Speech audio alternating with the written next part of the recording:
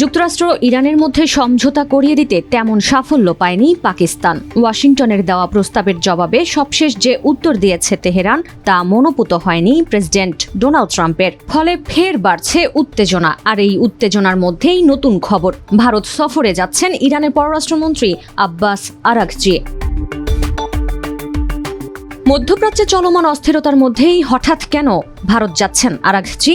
এই প্রশ্নের উত্তর খুঁজতে গিয়ে জানা গেছে, আগামী 14 ও 15 মে নয়াদিল্লিতে অনুষ্ঠিত হতে যাওয়া ব্রিক্স পররাষ্ট্রমন্ত্রীদের বৈঠকে অংশ নিতেই আরাঘচির এই সফর। মূলত আগামী সেপ্টেম্বরে নয়াদিল্লিতে অনুষ্ঠিতব্য 18তম ব্রিক্স শীর্ষ সম্মেলনের প্রস্তুতিমূলক আয়োজন হিসেবেই এই বৈঠকে মিলিত হবেন ব্রিক্সের সদস্য দেশগুলোর পররাষ্ট্রমন্ত্রীরা।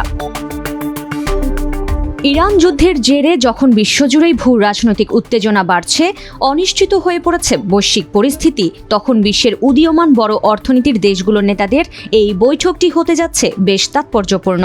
ধারণা করা হচ্ছে মধ্যপ্রাচ্য ইস্যুতে এই বৈঠকে হবে গুরুত্বপূর্ণ আলোচনা। ব্রিক্স বৈঠকে যোগ দেওয়া ছাড়াও ভারতের পররাষ্ট্রমন্ত্রী এস জয়শঙ্কর ও দেশটির প্রেসিডেন্ট দ্রৌপদী মুর্মুর সঙ্গে সাক্ষাৎ করার কথা রয়েছে আরাঘচির, যেখানে নিজেদের স্বার্থ সংশ্লিষ্ট বিষয়ে কথা হতে পারে তাদের। তাছাড়া ইরানের সঙ্গে ভারতের সম্পর্কটাও বেশ পুরনো। গত বছরের মে মাসেও ভারত সফর করেছেন আরাঘচি।